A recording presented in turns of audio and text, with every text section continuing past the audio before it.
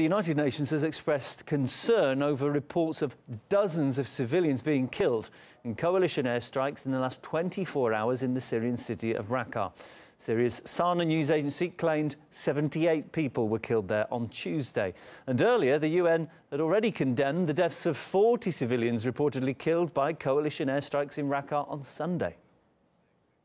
Humanitarian colleagues tell us they're deeply concerned by unconfirmed reports of a high number of civilians killed by airstrike in Raqqa city over the last 24 hours. In recent days and weeks, scores of civilians have reportedly been killed and injured in Raqqa due to airstrikes and shelling, and up to 25,000 people remain trapped in the city.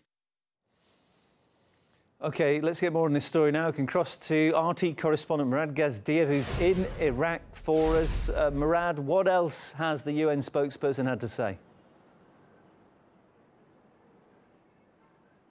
Well, you know it's serious when not even the UN can stay silent on the matter any longer. Look at how frequently they're talking about the civilian deaths and suffering in Raqqa. We know, of course, UN officials are often held hostage to political interests, but in this case, not even they can ignore all these reports, this deluge of reports detailing mass civilian deaths and suffering inside Raqqa, which was ISIS's de facto capital in Syria. If indeed these are confirmed, all these reports, it would mark a dark new milestone in the Syrian civil war.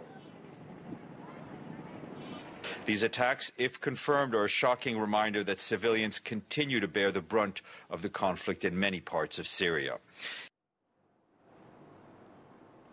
Just to bring everyone up to speed, Raqqa, as it was ISIS's capital in Syria, it is very symbolic, and the US coalition, as well as its allies in Syria on the ground, the SDF, they've besieged Raqqa for months now, and they're slowly making progress, dislodging ISIS from the city, but at a tremendous cost. Not a week goes by without new reports of an airstrike going wrong, another house being hit and killing dozens of civilians, with more buried under the rubble. We're, of course, reminded of what happened in Mosul and the horrendous cost that civilians there paid for the city's liberation. There's talk of up to 20,000 civilians killed during the liberation of Mosul. And indeed, there, the United States kept on apologizing, saying it was worried about the civilian deaths. It took them seriously, yet the airstrikes never ended. And that is now